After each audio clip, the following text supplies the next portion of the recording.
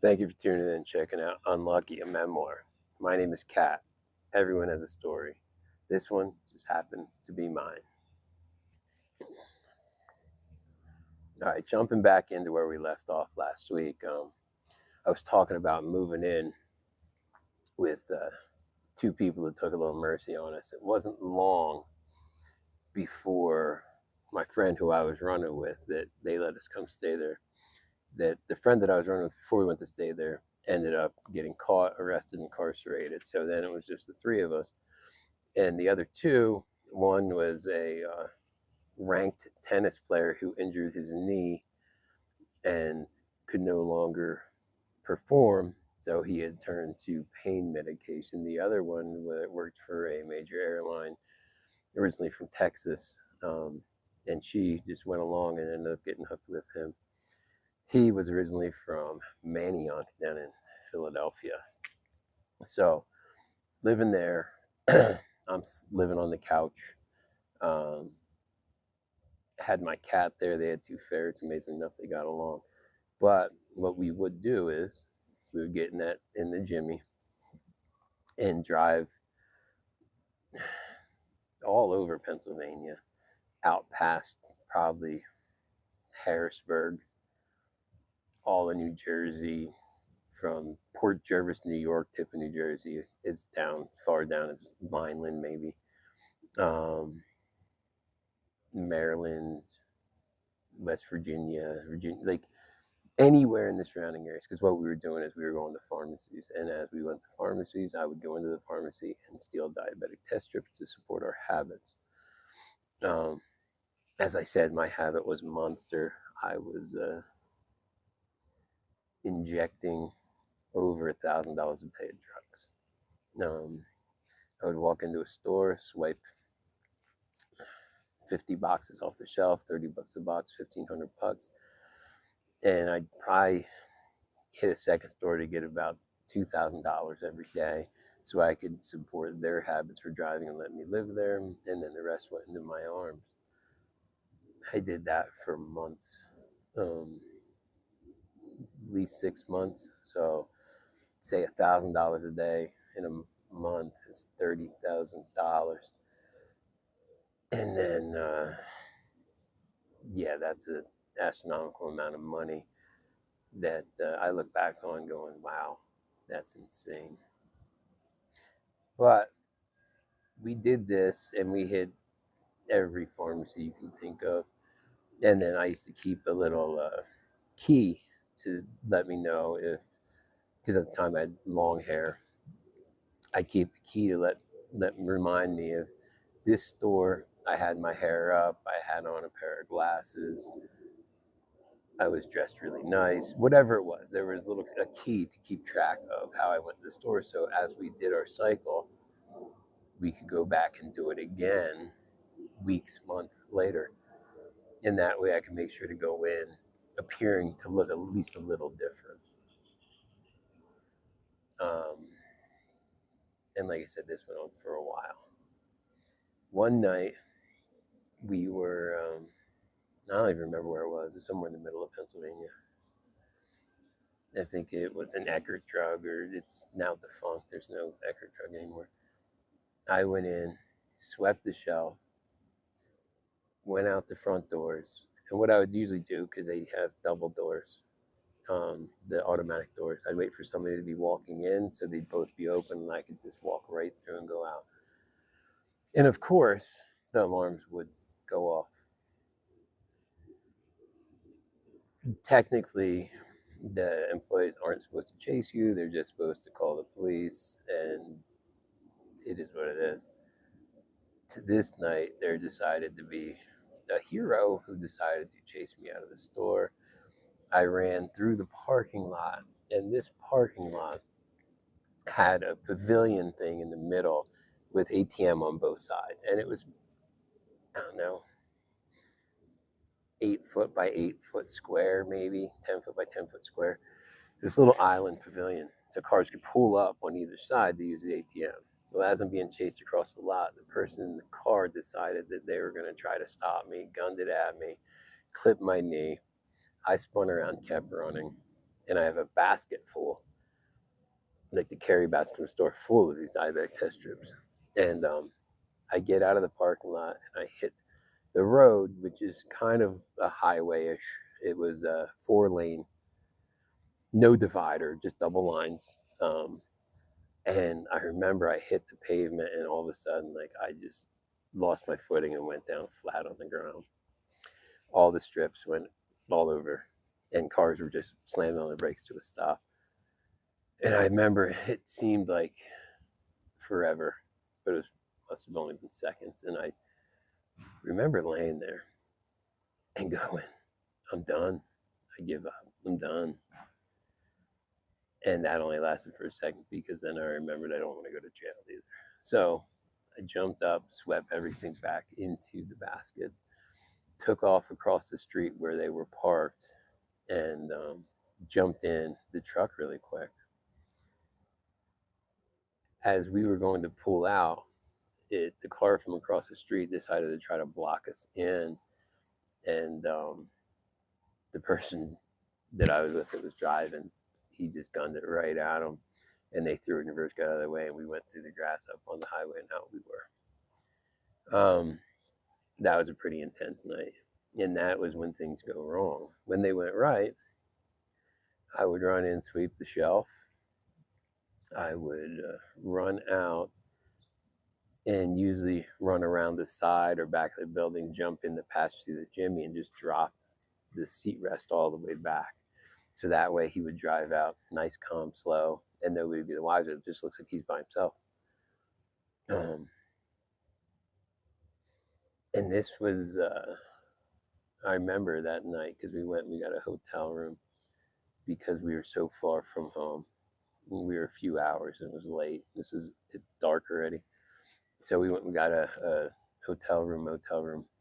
And I can tell you the exact date probably, because I remember watching live, or the special aired that night. David Blaine, Frozen in Ice, was on HBO or whatever, or Fox or whatever it was on that night. But I remember that's what we watched in the room. There was, at some point here, I was on probation or parole, and my agent, he was the one I talked about. I think I talked about. No, I'll talk about him coming up. Anyway, I was denied permission. I had gone and said, hey, I need to be able to go out of town for a job. I said we were painting some apartments, and I needed to get out of town. I needed to be able to go out of town to work, because at that point I was not allowed to leave the state. He denied that and did not approve that. So needless to say, I still went anyway. We ended up going down to Delaware and Maryland. We were going to hit some spots that we hadn't really hit hard, or I don't think we hit any of those spots at all at this point. We were kind of just out fishing, trying to see what was available. And I remember we got down to Ocean City, Maryland. And there's this little mom and pop, small pharmacy in the middle of town. I went in, and I used to carry a little like daytimer. And I kneeled down, and there was only, because here was the deal with those diabetic test strips. They had to have at least a 12-month expiration date on them for them to be worth anything. So when I kneeled down and looked at what was there, I think there might have been 1 or 2 boxes, whatever. I didn't get really anything from there, but I think I left my daytimer there on accident. I set it down when I was looking through the box and forgot to pick it up. Anyway, we go from there, and we go around to the bay, and there's a restaurant there, a good seafood restaurant, and we went and got some crab and some other stuff, and had a really good meal, because along with all the money we spent on drugs, we still had a little bit of money left around, so we could actually do some fun stuff from time to time. So we got a really good meal. I remember going into the bathroom and getting high on close to the last of what I had available. And I remember the guy I was with in the next dog going, "Hey, do you have anything extra? I'll replace it once we get to Philly." And I said no. Something told me to say no because hang on to it, you might need it. Turns out I didn't really need it. I'll get to that. So I get high, we leave, and as you're coming out from the bay, right across the main road there was another pharmacy. Went in there and score. Like I came out with tons of strips, and we already had some set up from other spots we had hit. So I go in, come out, and the alarm didn't go off. No one's none the wiser, and we're at the stoplight. And if we make a right, it goes back into Ocean City, and we can go up 95. If we make a left, it's going to take us a little bit longer, but it goes up through Maryland and then into PA. It would have been a little bit more country where the 95 is a direct route right into Philadelphia. So we're debating at this point, what do? Do we go left? Do we go right? And everyone decided that let's just take 95. It's quicker. We'll be there in like a couple hours and we can handle this and go home.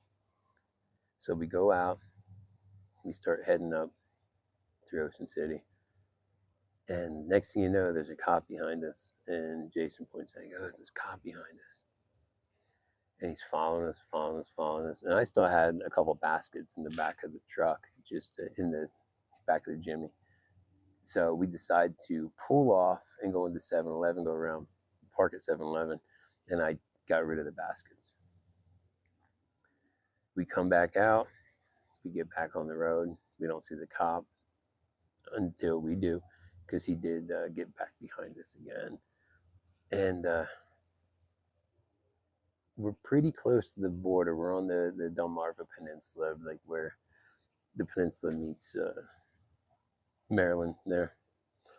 And so we're on a road that has sand and water on both sides. The cop hits his lights, and we're like, oh crap, he's going to pull us over. Lights are on. And then all of a sudden, he turned them off, which really struck us as strange. But we're like, all right, good, let's just go. Let's get to the border. That was his plan too. We, right before we crossed the border into Delaware, he hit his lights again. And the plan was this way he can pursue us into Delaware, and then we get arrested by Delaware and charged in Maryland too. So we get pulled over. They ask us to step out of the vehicle, and we're standing on the side of the road next to sand and water, both sides. And I remember the guy and the girl that I was with, he looks at me and goes, yo, let's make a run for it. And I just kind of looked at him like, are you nuts? Where are we going? Like, first off, can't run on the beach. Like, you're not going to get any speed whatsoever. And they have dogs that can run on the beach. So we ended up getting picked up that night and taken to the station in Delaware. And they were pretty eager because of the opiates. They had found scraper bags and stuff in the back of the truck.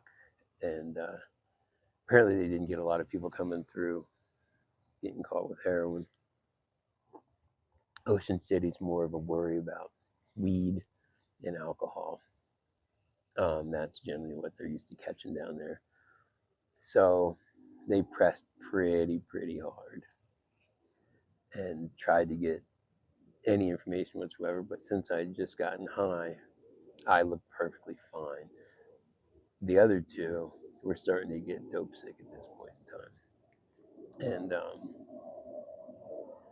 so they kind of fingered me, thinking I was the pusher, the dealer, which I wasn't.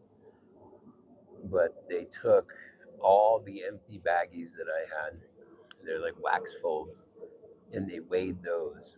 Even though there was barely residue in them, they ended up charging me with, I think it was 28 point something grams of heroin, which is an insane amount, an insane charge.